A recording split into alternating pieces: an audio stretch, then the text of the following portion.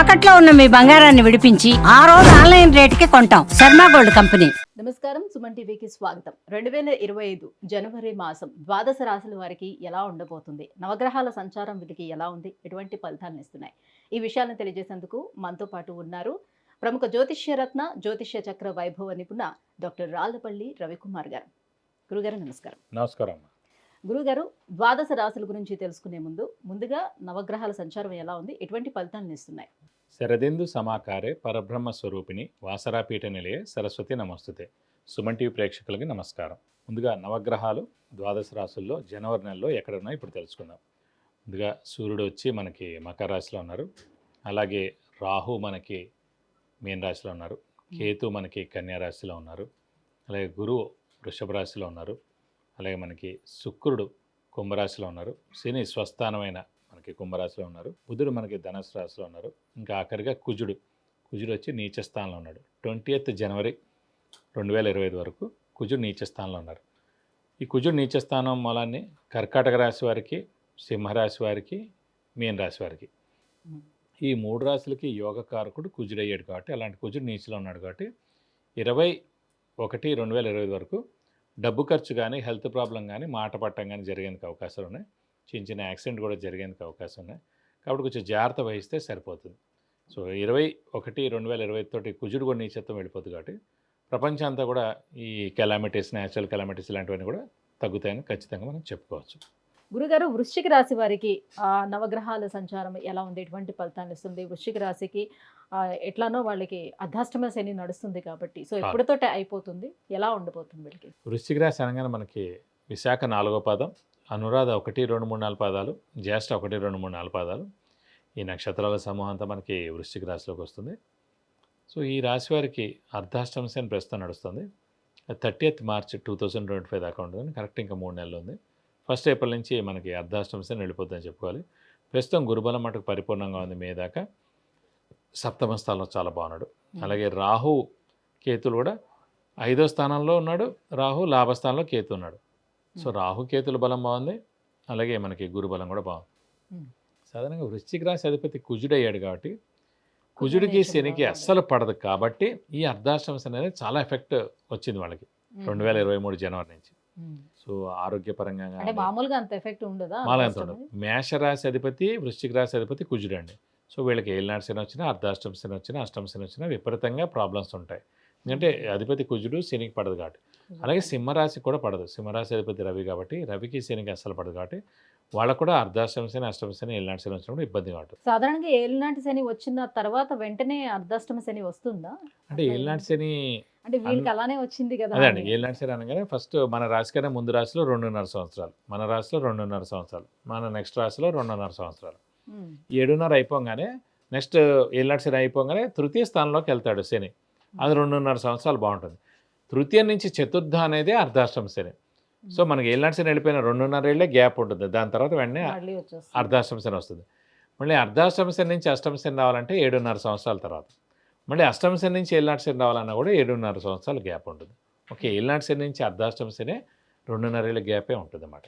So అందుగురించి అంటే వీళ్ళకి ఈ వృశ్చిక రాశి వారికి 2023 జనవరి నుంచి ఇప్పటిదాకా శ్రమ, కాలం, ధనం అన్నీ కూడా వేస్ట్ అయిపోయి డబ్బు ఖర్చు ఎక్కువైంది, అనారోగ్యం అయింది, ఇంట్లో కూడా ఇబ్బందులు ఎదుర్కొన్నారు, భార్యాభర్తల మధ్య కూడా అన్యోన్యత లోపించింది, యాక్సిడెంట్స్ అయ్యాయి, అనారోగ్యం అయ్యింది, నేమ్ అండ్ ఫేమ్ కూడా పోయేందుకు అవకాశాలు ఎక్కువగా ఉన్నాయి. ఇవన్నీ కూడా జరిగాయండి. సో ఇప్పుడు లాస్ట్ ఫేజ్ కాబట్టి వెళ్తూ ఏదో ఒకటి మేలు చేయాలి, అది ఖచ్చితంగా చేస్తాడు. 1st ఏప్రిల్ నుంచి అత్యుత్తమంగా ఉంటుందని చెప్పుకోవాలి. అలాగే సప్తమ స్థానంలో గురువు ఉన్నందుకు ఖచ్చితంగా శుభాలు, ఇంట్లో ఏమైనా శుభ కార్యక్రమాలు, ఏమైనా శుభకార్యాలు ఏమైనా జరగాలంటే కూడా అన్ని శుభకార్యాలు జరుగుతాయి. కొత్త వస్తువు కూడా ఇంటికి కొంటారు, ఒక వెహికల్ కొంటారు, గోల్డ్ కూడా కొనేందుకు అవకాశాలు ఎక్కువగా ఉన్నాయి.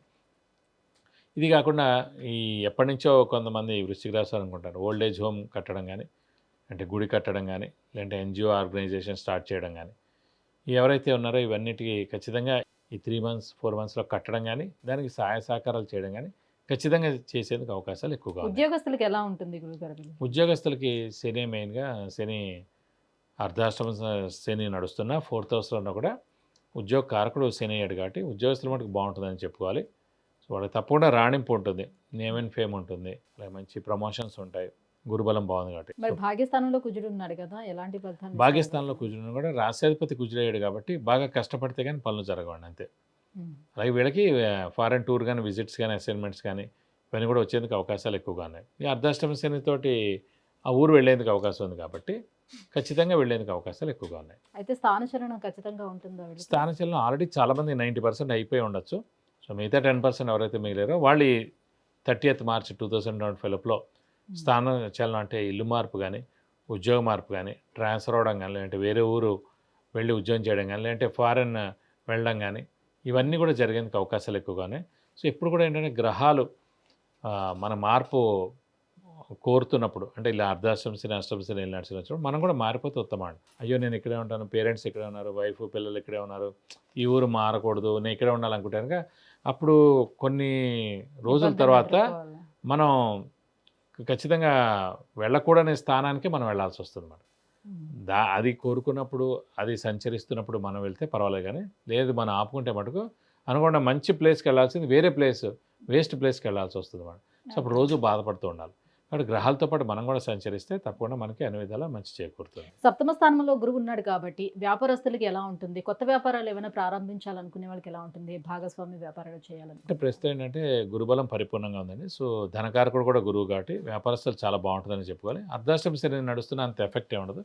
సో ఉగాది తర్వాత కొత్త వ్యాపారం పెట్టుకున్నా, ఎక్స్పాన్షన్కి వెళ్ళినా, ఇంకో కొత్త వ్యాపారాన్ని స్టార్ట్ చేసినా కూడా తప్పకుండా బాగుంటుందని చెప్పుకోవాలి. ఇంకా సంతానం కలగడానికి ఎంతవరకు అవకాశం? అంటే సప్తమ స్థానంలో గురువు ఉన్నాడు కాబట్టి గురుబలం పరిపూర్ణంగా ఉంది కాబట్టి సంతానం లేని వారికి ఖచ్చితంగా 2025లో సంతానం కలిగేందుకు అవకాశాలు 100% ఉన్నాయి. ఇంకా ఎటువంటి పరిహారాలను పాటించుకోవాలి? ఏ దైవాన్ని ఆరాధన చేసుకోవాలి? ప్రస్తుతం ఈ 3 నెలలు కూడా ఇంకా అర్ధాష్టమ శని నడుస్తుంది కాబట్టి ప్రతి శనివారం ఉపవాసం ఉండడం, అలాగే వీలైతే కనుక ఆంజనేయ స్వామిని ఎక్కువగా ఆరాధించడం, వెంకటేశ్వర స్వామిని ఎక్కువగా ఆరాధించడం.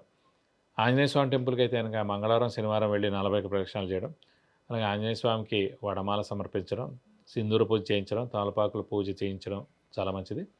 అలాగే వెంకటేశ్వర స్వామి అయితే కనుక బుధవారం శనివారం వెంకటేశ్వర స్వామి టెంపుల్కి వెళ్ళి అర్చన లేదంటే అభిషేకం, అలాగే మనం మెయిన్గా 40 ప్రదక్షిణాలు బుధవారం కానీ శనివారం కానీ వెంకటేశ్వర స్వామి చుట్టూ చేస్తే కనుక దోషం ఏమన్నా కూడా అన్ని విధాలు కూడా తొలగిపోయి అన్ని విధాలు మీకు మంచి చేకూరుతుంది. విద్య, ఉద్యోగం, విదేశీయానం, వివాహం, వ్యాపారం, సంతానం, గృహం, ఐశ్వర్యం వీటన్నిటికీ సంబంధించి ఎటువంటి విషయాలు తెలుసుకోవాలన్నా కింద స్క్రోల్ అవుతున్నటువంటి నెంబర్కి కాల్ చేసి గురుగారి యొక్క అపాయింట్మెంట్ పొందవచ్చు. గురుగారు, వృశ్చిక రాశి వారికి 2025 జనవరి మాసం ఎలా ఉండబోతుంది? ఎటువంటి పరిహారాలని పాటించుకోవాలి వీళ్ళు? ఈ విషయాన్ని తెలియజేసినందుకు ధన్యవాదాలు. నమస్కారం.